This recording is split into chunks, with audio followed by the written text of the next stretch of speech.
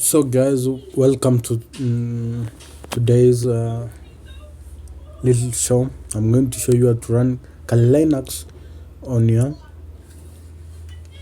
Android. From come to Play Store, search the word Tamax. Okay, I've already done it. I installed it just a few minutes ago. You open it. Let's type the commands ls to see what is in.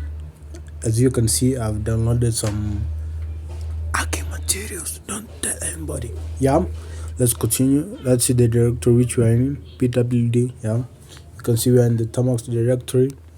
Now there's a cool feature to impress your friends. In key these words, see matrix, bam, impress your friends. Follow me for more.